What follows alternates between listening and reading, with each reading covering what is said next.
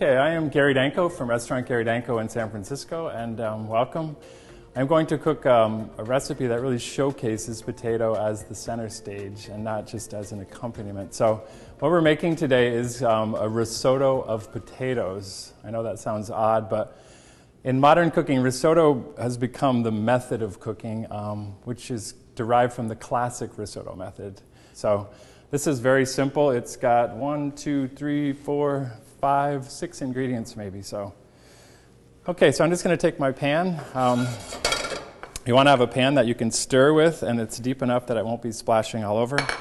And I'm just going to melt some butter in here, and we're going to get this hot. And then we are going to add leek, or you could use onion. This is a very, very fine brunoise, they call this, of leek. And so as leek or any onions, they're very kind of aggressive raw, but when you cook them, they become very savory. Okay, so I'm just going to turn my heat up a little, and then we are going to cook this until it's tender. Okay. All right, so then we're going to add our potato. So again, this is the russet potato right here. You can see by that russet colored skin. These are typically good bakers, but I'm choosing it today because it has a very high starch content, similar to that of rice when you cook it, and that's what makes the rice very, very creamy when you finish this, or in this case, the potatoes. So we're just going to put all of these in here, and we're just going to coat them. We're going to coat them with the fat onion mixture, and we're going to sort of set the starch gel around each one of them, which will keep the potato intact as we cook it. Also, very similar to risotto, it's cooked al dente. So when you taste this, the potatoes are not going to be completely soft like you're typically used to. They'll be cooked, very flavorful, but they still have a little bite to them. So basically we have about a pound of potatoes. We're going to add about 1/4 of a cup of wine.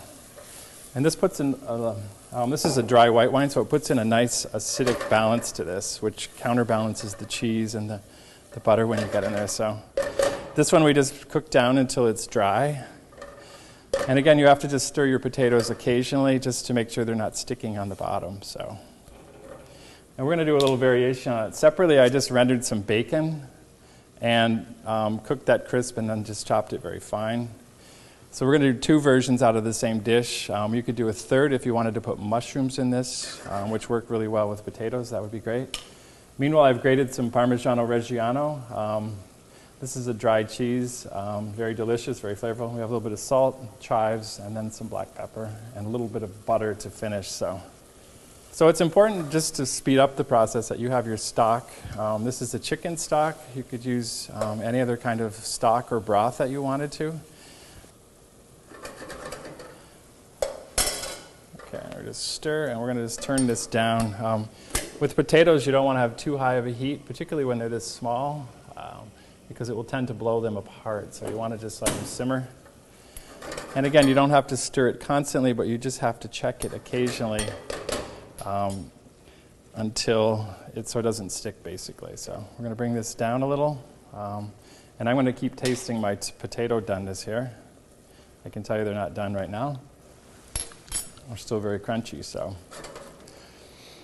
right, also a little secret that I use for flavoring a risotto or the potato risotto is that I bring my stock up to a boil, and then I add enough salt to it so that it tastes like pleasant, like you're eating a properly flavored soup.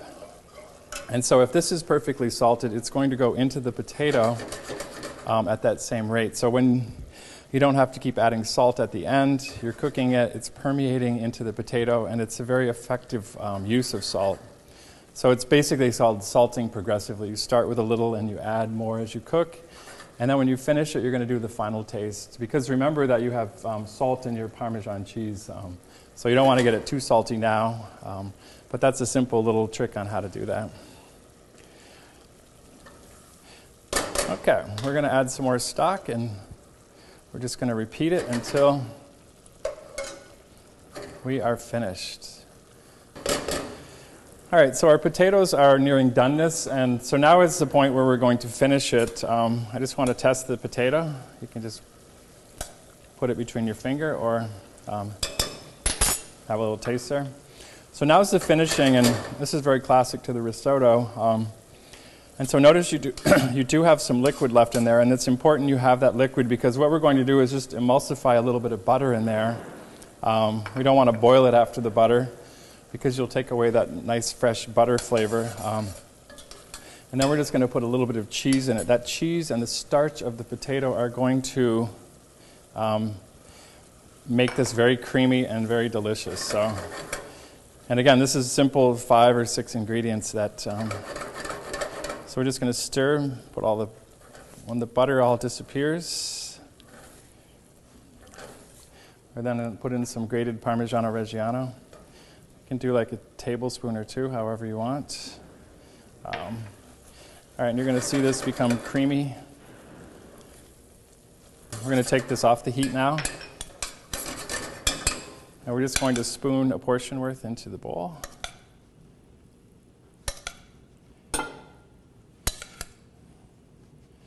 Okay, this is going to go back on the heat, and I'm just going to put a little bit of bacon in there. So this becomes a bacon and potato risotto. If you wanted to add sautéed wild mushrooms as well, you could. Okay, I'm going to put this bowl right here. Smells good. I can smell that bacon and cheese.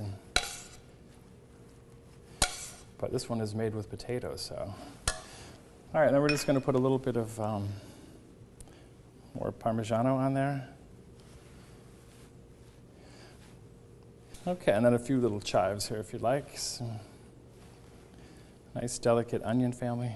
And then if you want to put some black pepper on it, you can. It certainly is nice flavoring for the potato and the cheese. All right, so here you have a potato risotto made with Parmigiano Reggiano and a little bit of butter and some stock. This one, same, but we've finished it with a little bit of rendered bacon, crispy and very flavorful. So 2 different flavor profiles. Enjoy. Thank you very much.